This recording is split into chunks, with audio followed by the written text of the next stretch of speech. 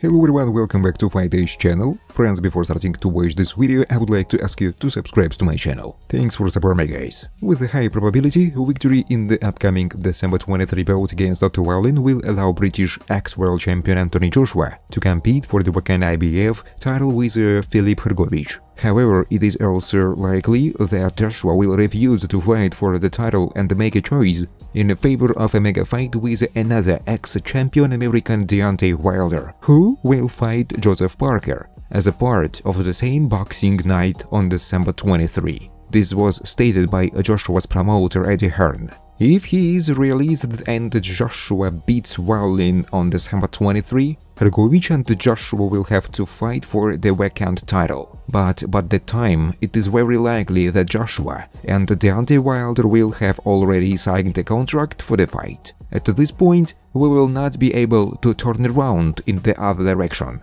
Eddie states, "We are trying hard to arrange a fight with Wilder. WBC final eliminator? If they appoint him that way, if they both win on December 23, it will be the biggest fight in boxing." British boxer Anthony Joshua will enter the title fight against Otto Wallin, who will hold the first defense of the WBA Intercontinental belt. Their heavyweight bout will take place on December 23 at the Kingdom Arena in Riyadh, Saudi Arabia. Bookmakers offer Anthony Joshua as a big favorite, because the Briton fought with the top opposition and surpasses the opponent in technique.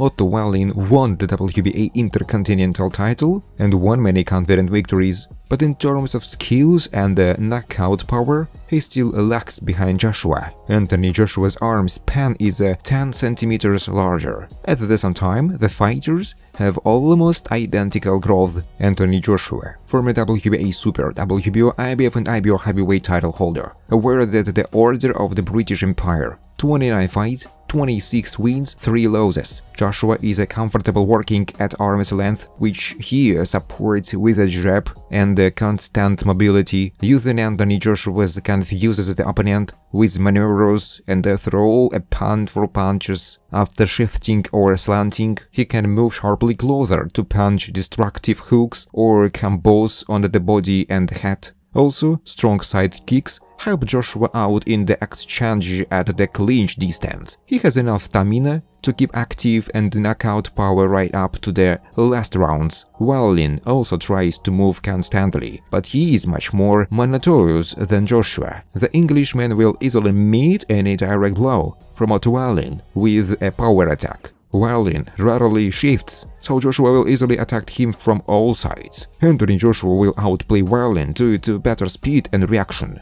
Otto Wallin, the current WBA Intercontinental champion and the former WBA Continental champion, 3-time champion of the Swedish National Amateur Championship, 27 wins, 26 victories, 1 defeat. Otto hits a lot and on all floors, trying to take the victory precisely by the number of accentuated attacks. Wallin likes double strikes and can deliver 2 strong crosses in a row. Wallin often works as the second number, but if the opponent is not in a hurry to press, then Otto Wallin is not averse to having a little chop with him. He tries to respond to every opponent's attack and tries to strain him with left-handed punches all the time. Wallin could theoretically interrupt Joshua at the medium distance, using double punches and sudden single hooks, but it will be very difficult to implement this tactic again as a fast and technical Joshua. It is difficult for the Sweden to count on an early victory because he cannot be caught a dangerous knockout. However, the fight with Gassiev showed that Otto Wallin